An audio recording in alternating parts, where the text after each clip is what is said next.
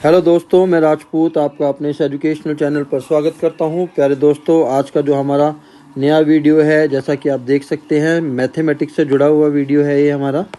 ठीक है, mathematics class 7th chapter 11। इस वीडियो में हम जिस चीज़ के बारे में डिस्कस करने जा रहे हैं वो है एरिया एंड पेरीमीटर, और इसके जो इम्पोर्टेंट टाइप ऑफ क्वेश्चन है जो ज़्यादातर 7th क्लास के एग्ज़ाम्स में पूछे ही जाते हैं, तो हम उसके ऊपर आज चर्चा करने वाले हैं। तो आइए इस वीडियो को शुरू करते हैं।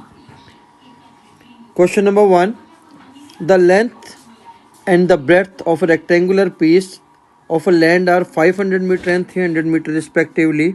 Find its area, the cost of the land if 1 square metre of the land cost ₹10,000। ठीक, ऐसे क्वेश्चंस को करने के लिए आपको क्या क्या पहले इस क्वेश्चन को समझ लेना है कि इसमें क्या क्या चीज़ दी हुई है। लेंथ और ब्रेड्थ दी हुई है, ठीक है, किस चीज़ की दी हुई है, कौन सी शेप की दी हुई है, तो रेक्टेंगुलर शेप की दी गई है। ठीक है, लैंड कैसा है, रेक्टेंगुलर शेप है। लेंथ कितनी है, 500 मीटर। एक चीज़ और ध्यान रखना है, अगर पहले लेंथ लिखा है और जो डायमेंशन पहले दिया गया है वो लेंथ का होगा, ब्रेड्थ बाद में लिखी है तो ब्रेड्थ का डायमेंशन बाद वाला होगा। ठीक है, इसका एरिया निकालना आसान हो जाता है। अगर मान लीजिए लैंड है, लैंड की जो लेंथ है वो 500 मीटर है, ब्रेड्थ 300 मीटर है। ठीक है, और ये ऑलरेडी बताया गया है कि रेक्टेंगुलर शेप है। ठीक है, तो पहले क्वेश्चन को निकालना बहुत ज़्यादा आसान हो जाता है। एरिया का फॉर्मूला होता है लेंथ मल्टीप्लाई ब्रेड्थ, क्योंकि रेक्टेंगुलर शेप है तो रेक्टेंगल का एरिया लेंथ मल्टीप्लाई ब्रेड्थ होता है। साथ में इसके साथ जो यूनिट आते हैं वो स्क्वायर यूनिट्स। ठीक है, तो लेंथ हमारी है 500 मीटर, ब्रेड्थ हमारी है 300 मीटर। जब हम इसको मल्टीप्लाई करेंगे तो हमारे पास आएगा, तो ये आंसर हमारे पास आ गया, ये है एरिया। ठीक है, लेकिन यहाँ तक तो चलो क्वेश्चन आसान था। इससे आगे का क्वेश्चन देखिए, ये थोड़ा सा इम्पोर्टेंट है, ज़्यादातर यही क्वेश्चन आते हैं। लैंड की कीमत निकालनी है। ये जो लैंड बना है रेक्टेंगुलर शेप में, ठीक है, इसकी कीमत कितनी होगी, कब, जब इसके 1 स्क्वायर मीटर की कॉस्ट कितनी है, 10,000 रुपीज़ है। तो उसके लिए हम क्या करेंगे, ठीक है, उसके लिए हमें लिखना पड़ेगा cost of 1 square metre land. ठीक, ये हमें दी हुई है 10,000 रुपीज़। ठीक, अब यहाँ से आपको कुछ नहीं करना है, आपको पता लग गया कि आपके पास एरिया कितना है। ठीक, 1,50,000 आपके पास एरिया है स्क्वायर मीटर में। 1 स्क्वायर मीटर की कीमत यहाँ दी हुई है हमारे पास 10,000 रुपीज़। ठीक है, तो 1,50,000 के लिए क्या होगा, ठीक है, क्योंकि लैंड इतना है हमारे पास टोटल। ठीक है, सिंपल कुछ नहीं करना है, 1,50,000 को आपको 10,000 से मल्टीप्लाई कर देना है, तो ये इसकी कॉस्ट आ जाएगी। ठीक है, ये रुपीज़ में इसकी कॉस्ट आ जाएगी। ज़्यादातर जब भी ऐसा कोई क्वेश्चन पूछा जाएगा कि आपको कॉस्ट पूछी गई है लैंड की, वो स्क्वायर शेप में हो सकता है, ठीक है, रेक्टेंगुलर शेप में हो सकता है। ठीक है, तो उससे आपने पहले क्या निकालना है, एरिया निकालना है। एरिया का यूनिट जो है, यूनिट के अकॉर्डिंग ही कॉस्ट दी गई है। 1 स्क्वायर मीटर की कॉस्ट है 10,000। ठीक है, सिमिलरली अगर 1,50,000 की निकालनी होगी तो इससे क्या मल्टीप्लाई कर देंगे हम, 10,000 को मल्टीप्लाई कर देंगे, तो ये इसका आंसर आ जाएगा। तो आशा करता हूँ ये क्वेश्चन आपकी समझ में आया होगा। चलिए आगे चलते हैं। Question number 2, find the area of a square park whose perimeter is 320 metre. ठीक है, पहले जो जो क्वेश्चन में दिया हुआ है, सबसे पहले आपको काम क्या करना है, उस क्वेश्चन में जो जो चीज़ें दी गई हैं उसको अंडरलाइन कर लीजिए ताकि आपके लिए आसान हो जाएगा।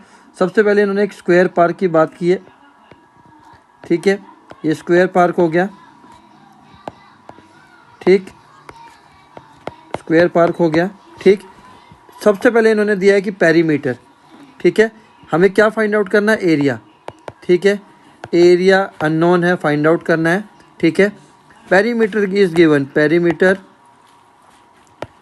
Of square park is given 320 metre. एक चीज़ हमेशा याद रखेंगे, जो पेरीमीटर होता है रेक्टेंगल और स्क्वायर का, उसके जो यूनिट होते हैं वो सिर्फ यूनिट होते हैं। ठीक है, और एरिया का जो यूनिट होता है वो हमेशा स्क्वायर यूनिट होता है। ठीक है, लाइक सेंटीमीटर, यहाँ पर स्क्वायर सेंटीमीटर। ठीक, तो यहाँ पर आपको हमेशा डाउट आता है कि इसका पेरीमीटर दिया हुआ है, ठीक है, कितना दिया है 320 मीटर, कौन सी शेप का है, स्क्वायर। तो सबसे पहले आपको पता होगा पेरीमीटर ऑफ स्क्वायर का फार्मूला होता है 4 मल्टीप्लाई साइड। ठीक है, अब ये 4 मल्टीप्लाई साइड क्यों होता है ये भी आपको बता देता हूँ। ठीक है, पेरीमीटर क्या होता है, पेरीमीटर क्या होता है, किसी भी फील्ड की, किसी भी शेप की जो आउटर बाउंड्री होती है, जो अभी मैंने रेड पेन से बनाई है, रेड कलर से बनाई है, आउटर बाउंड्री को हमेशा क्या कहते हैं, पेरीमीटर कहते हैं। या दूसरी भाषा में हम कहें कि जो भी शेप दी है उसकी जितनी भी साइड्स हैं उसको आपस में प्लस कर देंगे तो क्या बन जाएगा, पेरीमीटर। तो ये स्क्वायर की हर साइड इक्वल होती है, साइड लिखते हैं, इसलिए 4 टाइम साइड हो गई, तो 4 बार साइड प्लस कर सकते हैं, तो इसलिए डायरेक्ट हमने क्या लिख दिया, 4 मल्टीप्लाई साइड। ठीक है, तो 4 मल्टीप्लाई साइड के आगे क्या लिख दिया, 320, क्योंकि इसका पेरीमीटर हमें 320 दिया हुआ है। ठीक है, अब क्या करते हैं, साइड निकालने के लिए हमें इस 4 को दूसरी साइड लेके जाना होगा। मल्टीप्लाई वाली जब भी टर्म इक्वल के दूसरी साइड जाती है तो डिवाइड में आ जाती है। इसको यहाँ पर 4 8 जा 32 होता है। ठीक है, तो इसकी साइड आ गई 80 मीटर। अब हमारे लिए एरिया निकालना आसान हो गया। ठीक है, एरिया ऑफ स्क्वायर अगर अब हमें निकालना है तो उसके एरिया ऑफ स्क्वायर का फॉर्मूला होता है side multiply side square unit. ठीक है, अब हमारे पास साइड है 80 मीटर मल्टीप्लाई 80 मीटर, इसको आप मल्टीप्लाई कर दीजिए 6400 स्क्वायर मीटर, क्या आ जाएगा, इसका एरिया आ जाएगा। ठीक है, आशा करता हूँ आपको ये क्वेश्चन भी समझ में आया होगा। चलिए अब आगे चलते हैं। अगर अभी तक आपने मेरे चैनल को सब्सक्राइब नहीं किया है तो प्लीज़ हमारे चैनल को सब्सक्राइब करना ना भूलें। क्वेश्चन नंबर 3, ये भी एक इम्पॉर्टेंट पार्ट है। फाइंड द ब्रेड्थ, क्या फाइंड आउट करनी है, हमें ब्रेड्थ फाइंड आउट करनी है।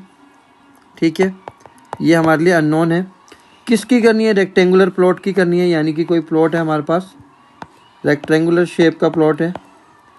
ठीक है, आपको जब आप स्टेटमेंट को ध्यान से पढ़ेंगे, स्लोली पढ़ेंगे, तो आपका क्वेश्चन गलत होने के चांस बहुत कम हो जाते हैं। ठीक है, plot of a land, it's area is given, area of rectangular plot, आप रेक्टेंगुलर ना लिखिए तो भी चलेगा, एरिया ऑफ प्लॉट लिख लेते हैं 440 स्क्वायर मीटर, क्योंकि ऑलरेडी पता है कि रेक्टेंगुलर शेप है। And the length is 22 metre, length भी गिवन है हमारे पास 22 मीटर। फाइंड इट्स पेरीमीटर, देखिए क्या पूछा है, पहले इन्होंने ब्रेड्थ पूछा है, उसके बाद पेरीमीटर, यानी कि हमारे पास ब्रेड्थ भी निकालना है और पेरीमीटर भी निकालना है। तो आसान सी बात है, पेरीमीटर निकालने के लिए हमें ब्रेड्थ पता होना चाहिए। तो सबसे पहले हमें ब्रेड्थ निकालनी है। ब्रेड्थ कैसे निकालेंगे, एरिया ऑफ प्लॉट गिवन है हमारे पास 440, किस फील्ड का है, रेक्टेंगुलर शेप का है। ठीक है, तो रेक्टेंगुलर का जो एरिया का फार्मूला होता है वो length multiply breadth square unit होता है। ठीक है, ये एरिया है, एरिया के फार्मूले के सामने हमने क्या लिख दिया, जो एरिया गिवन है, जो चीज़ गिवन है उसके सामने उसका फार्मूला लिख दीजिए। अब यहाँ पर हमारे पास लेंथ गिवन है 22 मीटर, तो लेंथ की जगह 22 metre, breadth equal to 440 square metre. ठीक है, मैंने अभी बताया था अगर मल्टीप्लाई वाली कोई भी चीज़ दूसरी साइड लेकर जाते हैं तो वो डिवाइड में आ जाती है। ठीक है, इसके साथ स्क्वायर मीटर था, इसके साथ मीटर है, तो ये कैंसिल होकर 1 मीटर बच गया, डिवाइड करेंगे तो 20 मीटर क्या आ गई, ब्रेड्थ आ गई। ठीक है, अब हमारे पास दोनों ही टर्म में ब्रेड्थ भी है, लेंथ भी है। ठीक है, अब आप इसका पेरीमीटर निकाल सकते हैं। पेरीमीटर निकालने के लिए आपको क्या करना है, 2 मल्टीप्लाई लेंथ प्लस ब्रेड्थ, इसका पेरीमीटर का फार्मूला होता है 2, लेंथ इज 22, ब्रेड्थ इज 20, साथ में मीटर। ठीक है, 42। ठीक, इसको जब मल्टीप्लाई करेंगे तो ये 84 मीटर इसकी क्या आ गई, पेरीमीटर आ गई। आशा करता हूँ आपको ये क्वेश्चन भी समझ में आया होगा। अगर अभी तक आपने हमारे चैनल को सब्सक्राइब नहीं किया है, फिर से रिक्वेस्ट करूंगा कि आप हमारे चैनल के साथ जुड़ जाइए, ताकि आने वाले समय में जितने भी हमारे वीडियो आएंगे वो आपको तुरंत आपके पास उसका नोटिफिकेशन जाएगा। चलिए नेक्स्ट क्वेश्चन पे चलते हैं। Question number 4, the area of a square park is same as of rectangular park. ये क्वेश्चन थोड़ा सा ध्यान से देखिए, मैंने हर टाइप के क्वेश्चन को कवर करने की कोशिश की है ताकि आपको सभी क्वेश्चन समझ में आ जाएं। सबसे पहले क्या कहा इन्होंने, area of square park is same, as of rectangular park. कहने का क्या मतलब है कि जो एरिया है स्क्वायर पार्क का, एरिया ऑफ स्क्वायर पार्क है वो किसके इक्वल है? Area of rectangular park. ये क्वेश्चन में ही दिया हुआ है, ठीक है, कि जो एरिया स्क्वायर पार्क है, एक स्क्वायर पार्क है और एक रेक्टेंगुलर पार्क है, इन दोनों के जो एरिया हैं वो क्या है? इक्वल हैं। If the side of the square park is 60 metre, ठीक है, मान लीजिए स्क्वायर पार्क है और ये रेक्टेंगुलर पार्क है, इसकी साइड 60 मीटर है, ठीक है, and the length of the rectangular park is 90 metre. इसकी जो लेंथ है वो क्या है? 90 मीटर है। इसकी हमें क्या फाइंड आउट करनी है? ब्रेड्थ फाइंड आउट करनी है, किसकी? रेक्टेंगुलर पार्क की। ठीक, आपको करना क्या है? इन दोनों के एरिया इक्वल दिए हैं तो सबसे पहले आपने इनके एरिया का फार्मूला सामने लिख लेना है। Side multiply side is equals to length multiply breadth. Side is given 60 metre multiply 60 metre, क्योंकि स्क्वायर की सारी साइड इक्वल होती हैं इसलिए 60 लिया है मैंने, ठीक है। लेंथ कितनी है? 90 मीटर, ठीक है। अब बच्चा ब्रेड्थ कैलकुलेट करने के लिए 90 को दूसरी साइड ले जाइए, मल्टीप्लाई में तो कहाँ चला जाएगा? डिवाइड में चला जाएगा, ठीक है। अब यहाँ से इस क्वेश्चन को करना और भी ज़्यादा आसान हो गया है। अब इसको डिवाइड करना है, ठीक। चलिए डिवाइड करते हैं। 0 से 0 कैंसिल, ठीक है। 66 जा 36, 360 हो गया। 9 से डिवाइड कर देंगे तो ब्रेड्थ हमारे पास आ जाएगा 40 मीटर, ठीक है। ये हमारे पास क्या आ गई? ब्रेड्थ। यही कैलकुलेट करना था इस क्वेश्चन के अंदर। आशा करता हूँ समझ में आ गया। एक बार फिर से समझा देता हूँ। इन्होंने कहा था कि एरिया ऑफ स्क्वायर पार्क किसके इक्वल है? एरिया ऑफ रेक्टेंगुलर पार्क के इक्वल है। हमें कुछ नहीं किया, जो चीज़ बोली थी वही लिखा है बस। उसके बाद हमने क्या किया है कि जो इनके एरिया के फार्मूला थे दोनों के, उनको इक्वल करके उनकी वैल्यू को पुट कर दिया। बाद में बी कैलकुलेट करना था तो 90 को दूसरी साइड लेकर गए, मल्टीप्लाई में था तो मल्टीप्लाई वाली चीज़ अगर इक्वल के दूसरी साइड जाती है तो डिवाइड में जाती है, ठीक है। और अगर प्लस की चीज़ दूसरी साइड जाती है इक्वल के तो माइनस हो जाती है, मतलब साइन चेंज हो जाते हैं, ठीक है। आशा करता हूँ ये क्वेश्चन भी आपकी समझ में आ गया होगा। चलिए नेक्स्ट क्वेश्चन पे चलते हैं। ये एक और टाइप का क्वेश्चन है। ये क्वेश्चन बहुत ज़्यादा बार पूछा जाता है एग्जाम में, तो इस क्वेश्चन को भी आप ध्यान से समझ लीजिए। अ wire is in the shape of a rectangle, ठीक है। सबसे पहले तो एक वायर की बात की है, एक वायर ले लेते हैं, ठीक है। इसकी लेंथ कितनी है? 40 सेंटीमीटर। तो मैं आपको यहाँ से एक चीज़ ज़रूर बताना चाहूँगा, जब भी वायर वाला क्वेश्चन आता है तो जनरली इससे पेरीमीटर का क्वेश्चन पूछा जाता है। तो एक चीज़ हमेशा ध्यान में रख लीजिए, वायर से कोई भी चीज़ बनाई जाए, चाहे वो रेक्टेंगल बनाएं या स्क्वायर बनाएं, तो जो वायर की लेंथ होगी, ठीक है, वो इनके पेरीमीटर के इक्वल होगी। क्यों? क्योंकि अगर इस वायर से मैंने ये रेक्टेंगल बनाया है और इस रेक्टेंगल को मैं यहाँ से काट कर एक सीधी वायर बनाऊंगा तो उसकी लेंथ कितनी होगी? 40 मीटर। और वही कंसेप्ट पेरीमीटर का कि आउटर बाउंड्री को हम क्या कहते हैं? पेरीमीटर, ठीक है। A wire is in the shape of a rectangle, its length is 40 centimetre. तो हम क्या करेंगे? Length of the wire is equals to 40 centimetre, ठीक है। And the breadth is 22 centimetre, ठीक। ब्रेड्थ कितनी है? 22 centimetre. If the wire, same wire is rebent in the shape of a square, अगर इसी वायर को दोबारा से एक स्क्वायर की शेप में बना दिया जाए तो what will be the measure of its each side, also find which shape encloses more area. तो दोनों चीज़ें निकालने के लिए बोल दी गई हैं। एरिया ऑफ स्क्वायर भी निकालने के लिए बोला है, ठीक है, और एरिया ऑफ रेक्टेंगल भी आपको निकालना है, तभी आप कंपेयर कर पाएंगे, ठीक है। एरिया ऑफ स्क्वायर कैलकुलेट करने के लिए हमें सबसे पहले इसकी साइड निकालनी पड़ेगी, ठीक है। और एरिया ऑफ रेक्टेंगल तो हम निकाल ही सकते हैं क्योंकि लेंथ और ब्रेड्थ हमारे पास ऑलरेडी है। तो हम निकालते हैं area of rectangular shape, 40 multiply 22 square centimetre, 880 square centimetre. ये हो गया इसका एरिया कंपेयर करने के लिए। अब लेकिन हमें इसकी जो वो निकालनी है, सबसे इंपॉर्टेंट चीज़ है कि अब आप सोचोगे कि स्क्वायर की साइड कैसे निकलेगी। तो स्क्वायर की साइड निकालने के लिए सबसे पहले आपको इसका पेरीमीटर निकालना पड़ेगा। वो रीज़न मैं अभी आपको बताता हूँ क्यों निकालना है। पहले निकालिए perimeter of rectangular shape, 2 multiply length plus breadth, 2 multiply 40 plus 22, ठीक है। जब इसको प्लस करेंगे तो 62 मल्टीप्लाई 2, 124 क्या आ गई, इसकी पेरीमीटर आ गई, ठीक है। मैंने अभी आपको बताया था कि जब भी किसी वायर से कोई शेप बनती है, ठीक है, तो उसका पेरीमीटर उस वायर की लेंथ के इक्वल होता है। तो ये पेरीमीटर किसका निकाला है हमने, रेक्टेंगल का, लेकिन वायर की लेंथ सेम है। इसी वायर से दोबारा स्क्वायर बनाया गया है, यानी कि इस स्क्वायर के जो पेरीमीटर होगा वो भी किसके इक्वल होगा, इसके लेंथ के इक्वल होगा। तो पेरीमीटर है जो रेक्टेंगल का वो 124 आ गया, ठीक। तो ये किसके पेरीमीटर के इक्वल आ जाएगा, स्क्वायर के, पेरीमीटर ऑफ स्क्वायर के इक्वल आ जाएगा 124 सेंटीमीटर, ठीक है। अब हमें से यहाँ से साइड निकालना आसान हो गया, क्योंकि पेरीमीटर ऑफ स्क्वायर के साइड का फार्मूला क्या होता है, 4 मल्टीप्लाई साइड, ठीक है। फिर से वही साइड को अगर आपको कैलकुलेट करना है, 4 को दूसरी साइड लेके जाना है, तो 124 को 4 से डिवाइड कर देंगे, ठीक है। इसकी साइड आ जाएगी 31 सेंटीमीटर। अब यहाँ से आप एरिया कैलकुलेट कर लीजिए, area of square, side multiply side, यानी कि 31 सेंटीमीटर मल्टीप्लाई 31 सेंटीमीटर। जब आप इसको मल्टीप्लाई करेंगे तो ये 961 स्क्वायर सेंटीमीटर आएगा।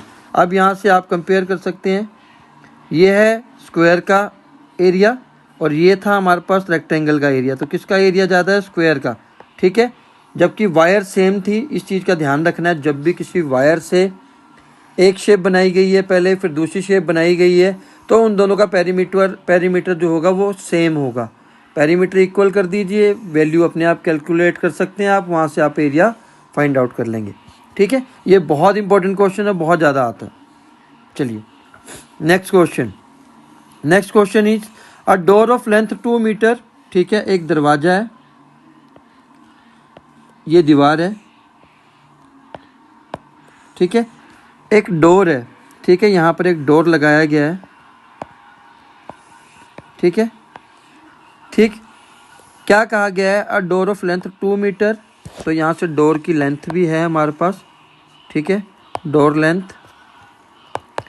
2 मीटर, ब्रेड्थ 1 मीटर, ये डोर की है, ठीक है। लेंथ 2 मीटर, ब्रेड्थ 1 मीटर, ठीक है।